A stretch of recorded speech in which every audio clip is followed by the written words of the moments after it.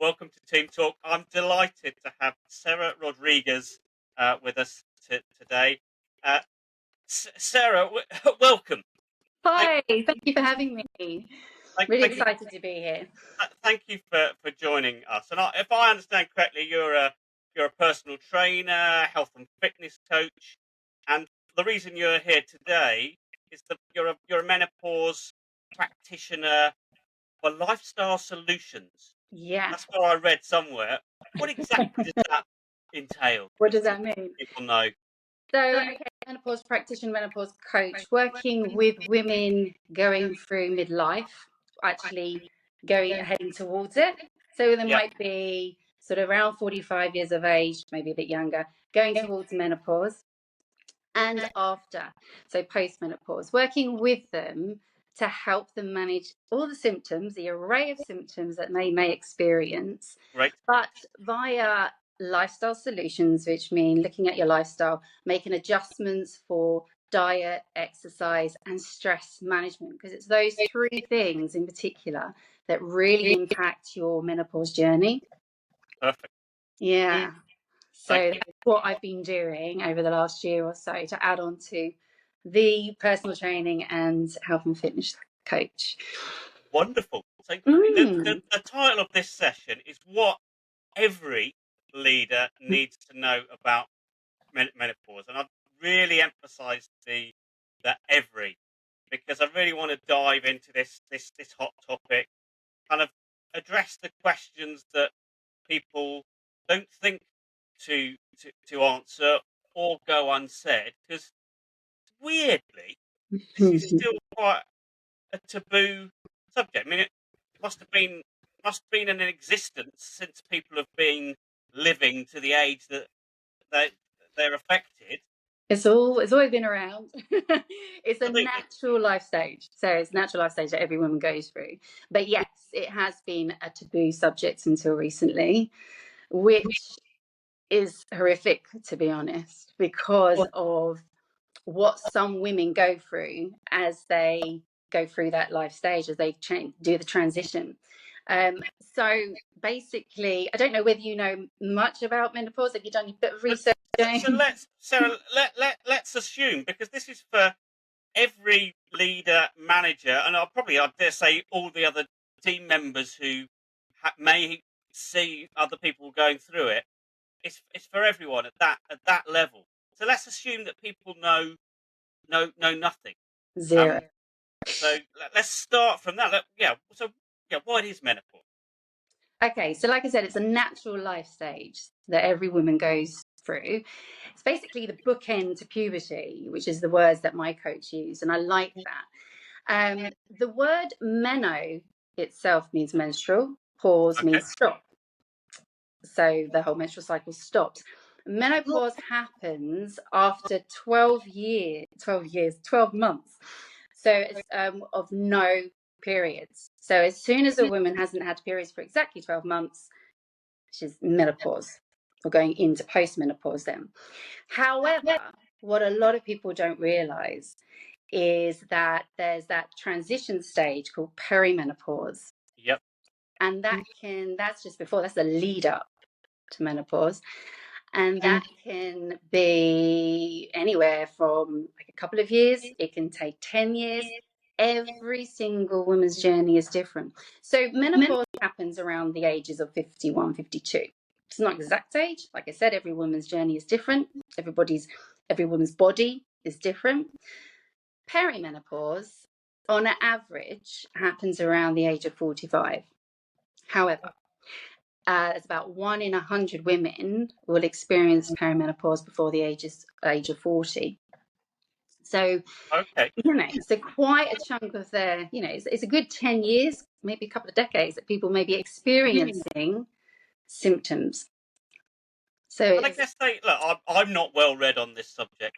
I I profess to know nothing about it. Part of this will be my learning journey as well. But I guess that comes as a shock to many women, because they maybe suffer some of the symptoms without even thinking about what it is. well, yeah, I mean, there's the common symptoms. such as a lot of the physical symptoms, we call it. So the hot flushes, the night sweats, the mood swings, people that we know about that. But there's so many other symptoms that have only sort of recently been linked, are still being linked to menopause, and that's a lot of the psychological symptoms.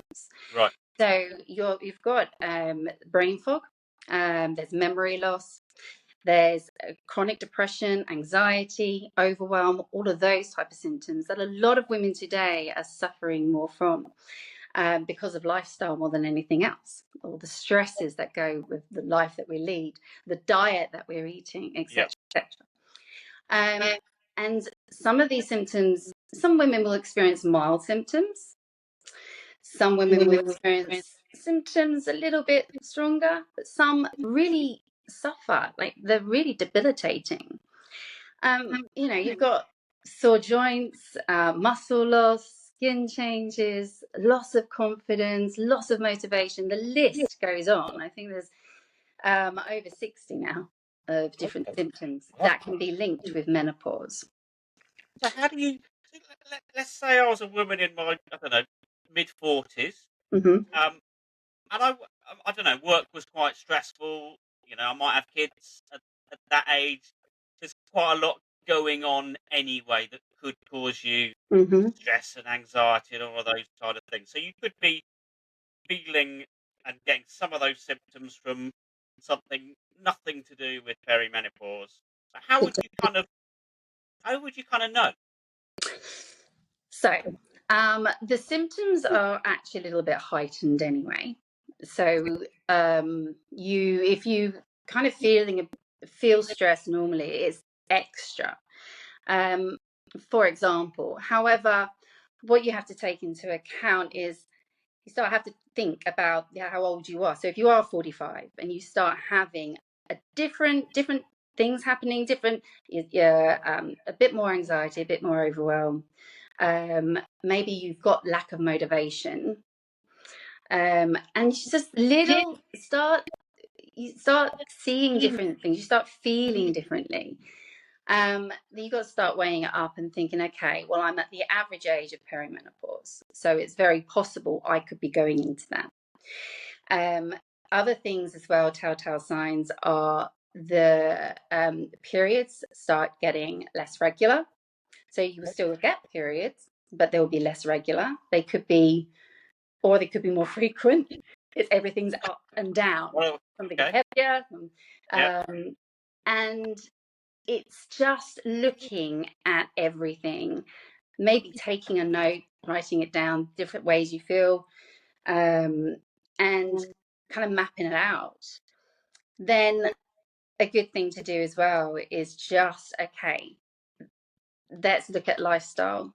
And maybe if we can make some adjustments there, things may either calm down or they may still be, symptoms will carry on or symptoms can get worse. okay. And what about if I'm if I'm managing a team and it happens to include a few ladies who are potentially of that of that age? Mm. What advice do you give me?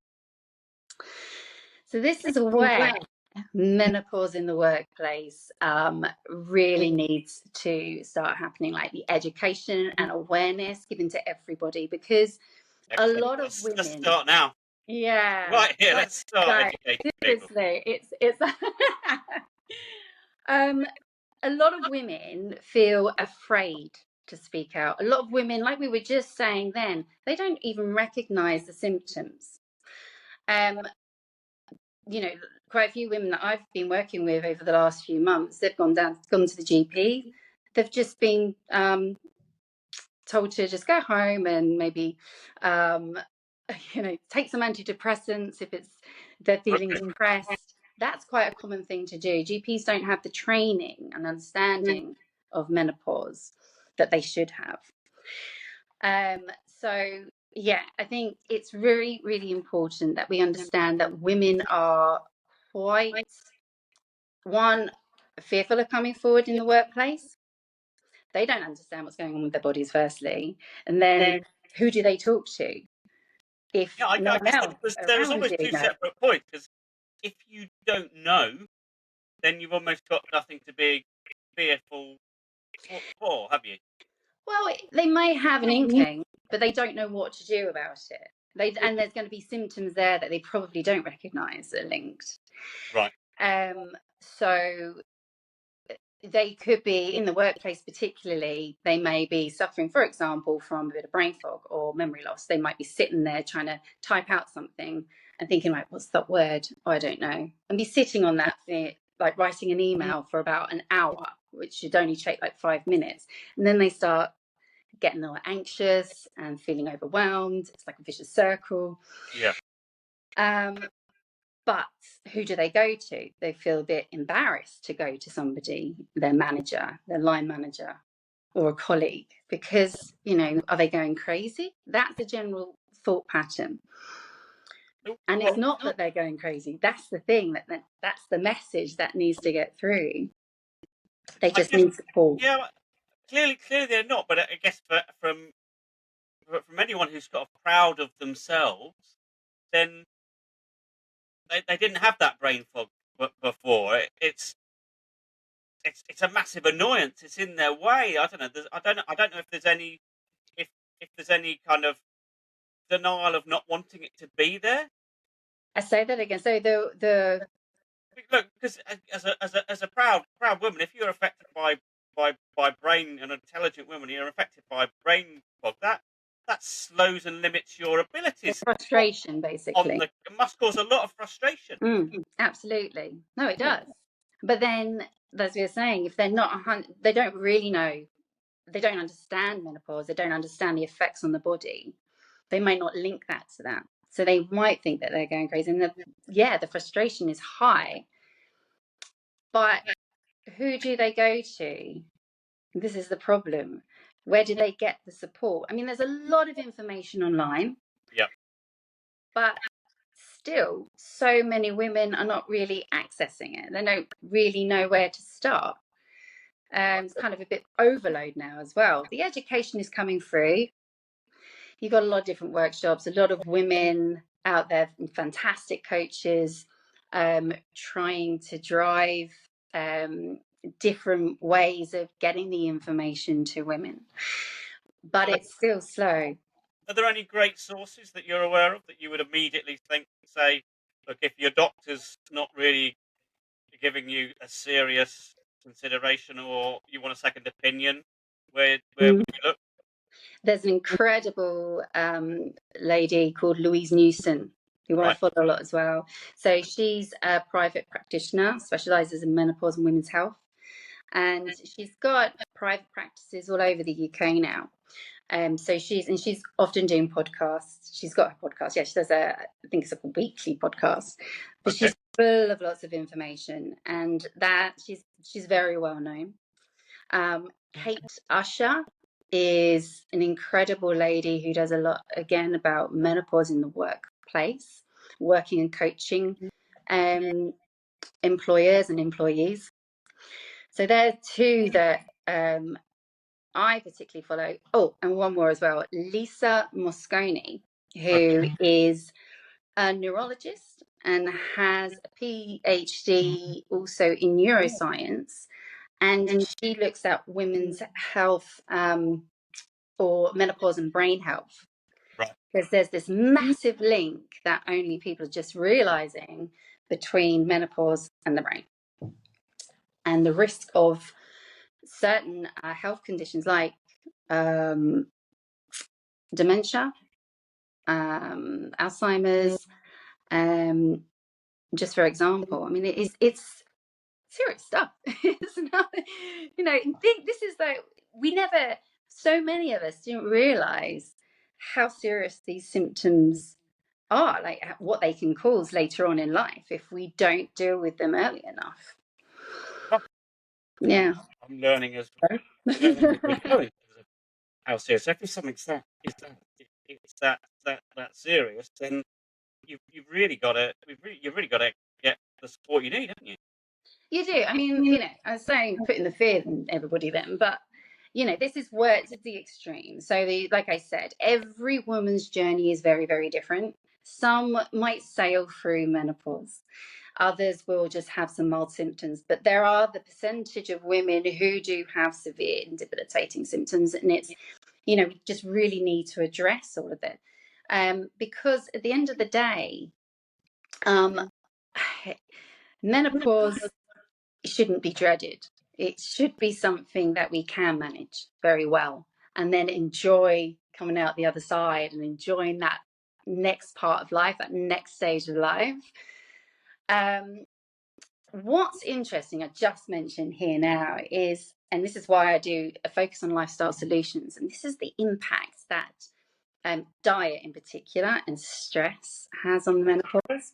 So a big study was carried out on a tribe of women in Africa for a couple of years or so, and these women had no menopause symptoms. The reason being because of their lifestyle and what they ate. So and all the self-care that they did. So when they had their periods, they would rest, they wouldn't work. What a wonderful thing that would be. But got some way to go, I'm sure. not going to happen, is it? But anyway, Yeah. but a bit more self-care is what we can learn from that. And then the rest of the month, they'd be working, be walking. So the exercise that they do, the food that they collect and then go back and eat, it's all fresh. So again, it's the diet, it's what they feed themselves. So going back to lifestyle, if you look at what we eat generally, we live in a society now where it's a lot of processed food, ultra processed foods, just foods with very minimal nutrients in. We like to cook any convenience foods because we live such a crazy, hectic life, right? Yeah. Now, that means that our body's not getting the nutrients that we need. In countries that follow the Mediterranean diet, which is a lot more plant-based diet and a lot of cooking fresh food, again, symptoms are a lot less severe, very minimal in those cultures. So it's very, very interesting. Stress management, horrific. So you think about women today, they're juggling so many balls. They might have full-time work, they might be doing several jobs, they might be they're juggling the kids, they're juggling perhaps caring for elderly parents too, they're doing trying to cope with everything in the house and food shopping and finances and la la la la la. And it's just constant. There's no real rest time. So stress builds up, and sleep patterns come out of sync and hormones going everywhere. It's just a big disaster, really. It's quite like a volcanic eruption. There's a couple of, in terms of what you eat, then I guess as an individual, you're personally responsible for that, and you can go away and do something about that if you choose. But there's a couple of things that if I'm part of a team or I'm managing or leading a team, then I share responsibility. So the amount of stress I put anyone under, inadvertently or directly, whether they've got menopause or premenopause or not, kind of irrelevant. But knowing not to put anyone under undue stress is only going to benefit people that might be suffering from some of these symptoms. So I guess that is something to be heightened in terms of awareness that any manager or leader can do. I think any manager or leader who, obviously they'll be familiar, if they've worked with this woman for long enough, they will be very familiar with how that person will normally be working. So if they can see them struggling, it's a conversation that needs to be had. Like, I think in the workplace, the biggest thing is to start conversation. Get this conversation going. Absolutely. Get the topic spoken about. Don't let it be taboo anymore. Make it more comfortable for people to talk about it.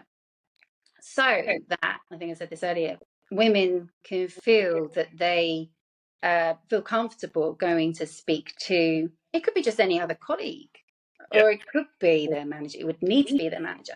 But then there's also going to be the training required for, okay, so how does the manager talk sympathetically with their Yeah, employee. It's a sensitive subject. really good point. And Mm. what? How would you advise? So, say if I was doing it to a member of my team, how would I do it in a way that wasn't condescending, for example? I think, first of all, that very clear understanding of what menopause is about is important. So, generally, women who have a conversation with a man who doesn't really know much about menopause will kind of be standing there going, well, what do you know? You're not Absolutely. going Yeah. through it. I mean, and too right. But at the end of the day, if that man knows exactly what's going on, um, they will have empathy. You hope they'd have empathy, understanding what the symptoms, how what kind of symptoms they can experience and how that can affect them. That's really important. And then together, just having a conversation to say, right, this is where I'm struggling. And the manager say, okay, so how can I help you there? What do you think we can do to make your life a bit easier in the workplace? And it might be physical adjustments that needs to happen. So some women really, really struggle with hot flushes. And so, there's this whole talk been lots of mention in the media about, okay, you need to put fans on desks, just good ventilation, maybe relax the uniform so that they can have a little bit, they can dress better, not in really, clothes that are going to make them sweat anymore. Different things like that, really. Um, I guess first of all, I'm just thinking. I'm putting myself in this scenario. And I said, well, the first thing is, to some extent, does it need a label? So, i.e., do I need to address it as, are you suffering, you know, peri or menopause symptoms, or am I better off just saying, I've noticed these changes. How can I help you? How are you How feeling? are you? How are you feeling? Yeah, it can. If you think something's going on and that the employee isn't coming to you, yeah, I mean, you don't have to go. I think because that could go the wrong way. I think you're menopausal. Absolutely, because That's not I the right wouldn't know. I'm way not to in do their that. body. I can't feel what they're doing. I don't know. That But you could, like you were just saying, having that really general conversation. I've noticed this or that. Is everything okay? It should be part of a health and wellbeing policy in workplace anyway. should be. Noticing, It should be. As yeah, interesting should words. Yeah, be, well yeah. chosen words. Yeah, So it's just part of taking care of your staff, your employees generally, and from that conversation, it might open up more. The lady will hopefully open up more about what she's feeling, what she's experiencing, if she knows that she's going through perimenopause. yeah. Menopause. And if we continue the conversation, then and a part of getting it away from being a taboo would be maybe to normalise it. So if It is. I'm a manager and I haven't got anyone of that age, then I can still practice the same things and the same questions because they're going to have Yeah. benefits for those staff anyway. I don't have to wait until think, oh, hang on, Sheila's 42. Maybe I need to start behaving differently because Yeah, no, you don't want that's to. reinforcing the stigma to some way, isn't It's it? it's not. It's just being aware and being educated about it, and it's exactly what you're saying. Normalizing perimenopause and menopause, make it a regular kind of conversation. I think it's something, the way that managers can talk as well is, what we've just done. If you know that Sheila, was it you were mentioning, is around 42, 45, and you're thinking, because you've been educated and oh, seems like she's suffering some perimenopause symptoms. You could just say, look, I've just done some training here. Have you thought that perhaps you could be in perimenopause? You don't have to talk to me about it if you don't want to, if you don't feel comfortable, but maybe you can speak to menopause champion or somebody. Is there someone you can Yeah, chat to about it? Direct her in the right direction, yeah, point her in the right direction. really good thing. Is there anything else that you feel is reinforcing stigmas and not enabling women to be as open as they might like to be that you've witnessed? Or in the workplace. Yeah, It's just that whole women generally feeling embarrassed about what they're going through because of the stigma with it. Um, fear that they'll be judged, fear that they'll lose their job, which would be unfair dismissal. yep, But thankfully, and hopefully now, the message is starting to get through. Organizations, businesses are trying to adopt a more menopause-friendly culture. yeah. Um, and, embrace training, embrace education. It's going to take time, but it's important that it's done. Particularly, you would have seen in the media, there has been quite a chunk of stuff in the media lately about cases that have gone to court because of unfair dismissal, etc. So it's about preventing that, the organisation preventing that.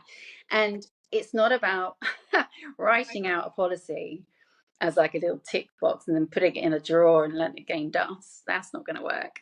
There needs to be a policy written that goes alongside a bigger education program. So that would be training, and I would say for everybody, training specifically for managers and employees, but Yep. training for women as well, so that they have that safe space to ask questions they perhaps wouldn't feel comfortable about asking if there's men in the room, because there's not everyone's confident to speak about it. Some people are very reserved. That's fair enough. Yeah, people have different ways of sharing. Yeah. And just encouraging, coffee conversations, walk and talk. Yeah, and I think there needs to be that encouragement as well, particularly like we were just saying about the practical adjustments as well. The chat with the ability for managers to talk about, okay, flexible working. Can they work from home sometimes? Can they reduce their hours? The thing is, every woman is different. So her journey is going to be different through menopause. So it's going to be needing a very individual approach. So what will fit and what will work for one lady won't for another. Yeah, and I guess different work environments. So Yeah, some work environments may allow somebody to actually manage their rest levels, like the tribe in Africa, they're working from home and they decided to do their work a bit later or something, and it doesn't affect flexible anything. hours. Yeah, Yeah, obviously that doesn't apply to anyone. If you're in, you know, hospitality or something, then no, that might be a different matter. it's not going to be easy. Absolutely, but it's a way of sitting down with your employee and trying to work out the best plan of action that would benefit both, because at the end of the day you don't want to lose this person. They've got, if you think about it, women are at the height of their career, 45, Yep. 55. They might be in a really senior management role, senior position. So losing them, they're going to lose all that skills, all the experience, and the cost for replacing that person, it's really expensive. I think I've got a figure down here. Absolutely. I think replacing an employee, I read, costs on average just over 30K, and that's based on an annual salary of 25K. So if Yeah. you So think if of you've got a somebody, more senior position, yeah, that'll be 2, 3, 4 times that. Absolutely. but you don't want to lose these people. So it's about working with them to find out, okay, how can we make this work? What can we do to help you? Because these symptoms are temporary. Yeah, but it's And interesting as you talk. Then it almost my mind goes to other areas. Almost, it's like because to get to get support with the symptoms or to change your lifestyle, then they would read a book or speak to someone like yourself directly. But as a boss, potentially, my role could be very different. And my role might be, well, actually, hang on, if I've got a senior leader within my business experiencing these things, and I don't know, brain fog as an example, they might be feeling pretty shit about themselves. Mm. Not through any fault, not because they're not intelligent, but they might actually need from me more motivation and Mhm. support or other things. That might be what they need from their manager or boss or leader. The the relief for the actual symptoms of menopause, so they might need professional help. Yeah, I mean, I think more in regards to the symptoms. So stress is a key thing. So, Mm, that's again where someone in very senior position could definitely benefit from, maybe relieving the stress a little bit. Um, if they've got brain fog and they go into a meeting, they might, it's quite easy to forget key information.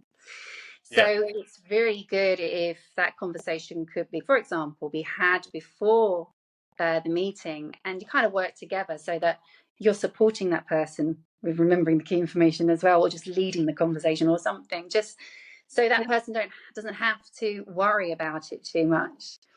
To know that you're kind of working together as a duo in a way. absolutely. So look, clearly, I've never experienced. So, could you describe how debilitating brain fog could be, just to get really, Oh, I yeah, can give you a really good example. So a personal example. So okay, I teach classes as well. So I have enough part of my background is as a dancer, and I have a class called Dance Fit. And there's a number of choreographies we do in the session. Some of the choreographies we've done for years.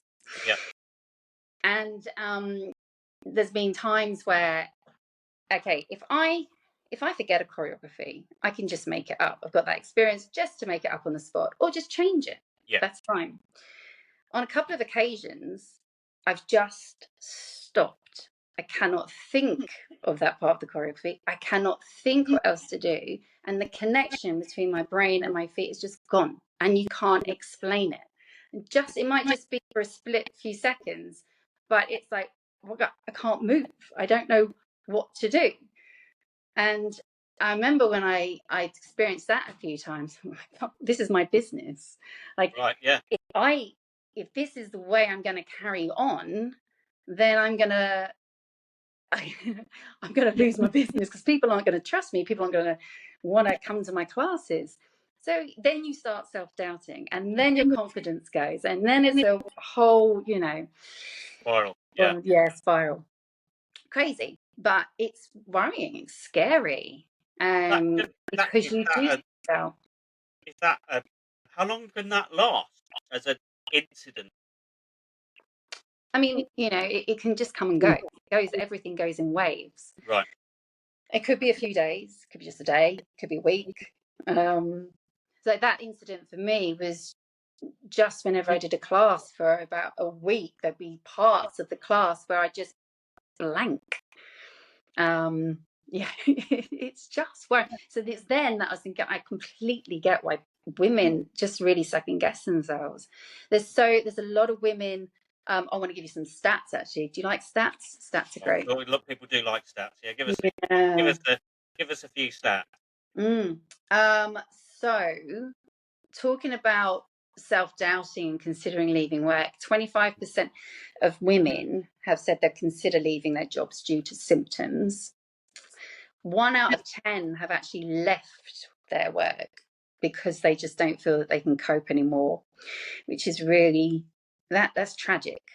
Yeah, There's 80% of menopausal women in the workplace. There's 75% of menopausal women experience symptoms, like quite severe symptoms. So these kind of figures sort of bring it home, and you're like, wow, that's quite shocking. yeah. Clearly, Deal with. yeah. It's great to hear that the stuff is being done, but clearly, a lot more needs to be done. Yeah, a lot more, but it's getting there. And with the education coming from some of these real specialists, menopause specialists, practitioners for women's health, fingers crossed things keep moving forward. But there's a lot more research being done into women's health, a lot more research being done into menopause and the links with brain health, for example, like I said, which has been needed and should have been done years ago. However, women's health always gets pushed to the back, which isn't Yeah. good. So, what if you were to sum up in terms of a few tips for that you think every leader or manager should do or be aware of? How would you just sum up for people? They need to put some training in place to educate everybody in the workplace, men and women of all ages. We're Yep. not talking just the for the women who are approaching perimenopause. It's got to be earlier as well, like I said, and the guys too. It's so important because everybody knows somebody who's either gone through menopause, been through menopause, or about to go through menopause. At some stage, every Right. woman Yeah. go Yeah. through. And support is key. Education is key. Awareness is key. So yeah, I think putting in place some training, and not just a one-off either. It's a massive topic. It can't be covered in one conversation. Mm. An introduction can be, but then there's that whole, it's just a minefield and a lot of information to take on board. But I think if that was to happen, women at work would feel much better, much more, they obviously feel more supported and more confident, and they wouldn't want to leave work. It's interesting because some of the things you mentioned, and we have other guests on here, and a lot of people have mentioned, well, one of the great things a leader can do is just get to know their team on a personal basis. It doesn't have to be that deep, but if you know them, then you're going to notice change, and you can You have would do. those simple conversations like, how do you feel?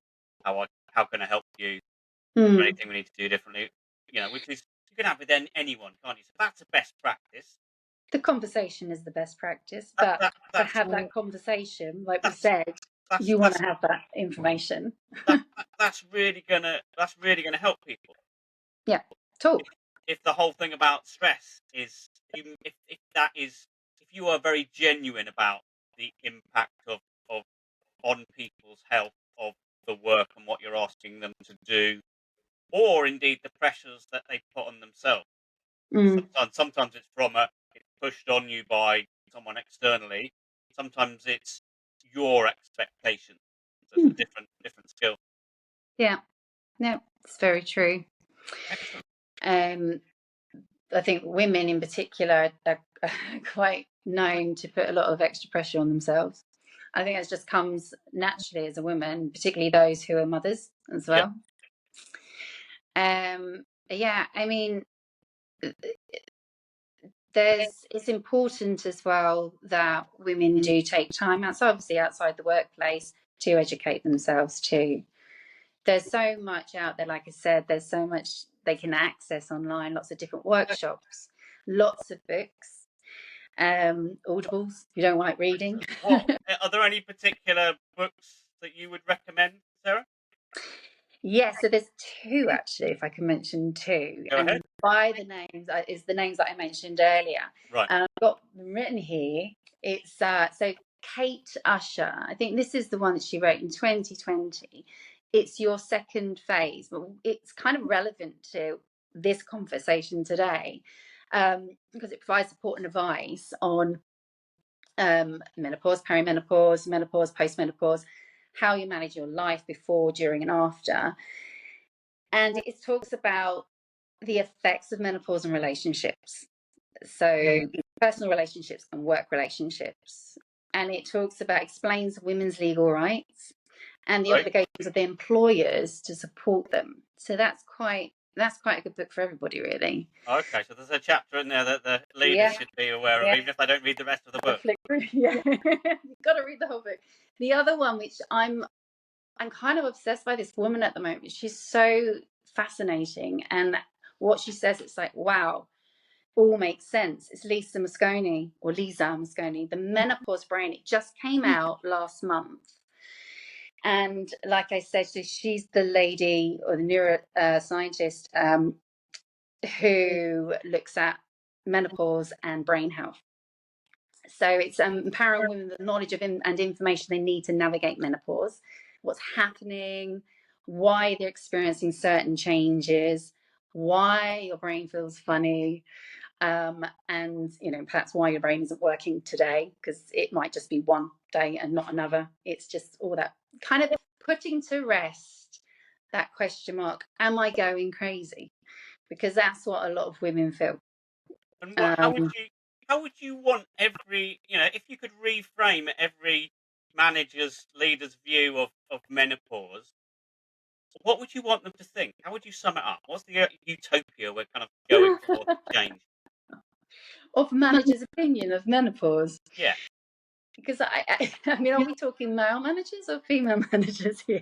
Because I could probably imagine Well, what some of the male let's managers are say saying. everyone. So that has to include males, and I would hazard a guess that males know less about it.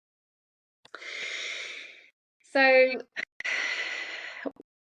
this is this is where I get brain fog coming in. Fog. This That's is all what right. Take it. happens. Can you? I'm keeping it real. Say the question again. Sorry. That's perfect. You know Perfectly what? right. So if the stigma about it and people are thinking about it in the wrong way as leaders, how should all leaders be thinking about menopause? They just need to know that it's a natural life stage, and every woman's going through it. It's enough, it shouldn't be a taboo subject. It's a natural thing that we all should know about. It's going to affect every woman, and just be aware of how it's going to affect them, and be able to be that supportive person, so that the journey that they experience going through menopause can be as good as possible. Yeah. Yeah. Menopause, it's such a, so many of us don't like the name. In Japan, they call it the second spring. It's so much nicer. It's prettier. Yeah. And that's what it's supposed to be. It's about renewal of energy. That's great. That's the answer, isn't it? If people Yeah. saw it as a second spring, Yeah. then If already you've just made the language far more positive. It's a different, you know, exactly. fantastic. What an amazing way to end it. Thank you very much, Sarah, for joining You're us. so welcome. I'm sure there's loads of stuff that you haven't shared. How do people get in touch with you if they do have a question? Just via my social media links. Okay, cool. Yeah. So And it's we'll share all of those in the blurb and stuff. So yeah, give me those. email or We'll social include. media. Fine. Yeah. Lovely. Thank you So very much indeed.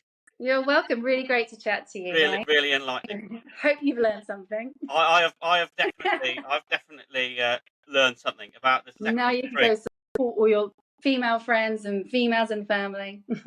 I will try. I live in a house. I live in a house of women, so There you go. It's important absolutely. for you Yeah. to know. Thank you very much indeed. No Cheers. worries. Take care. Bye bye.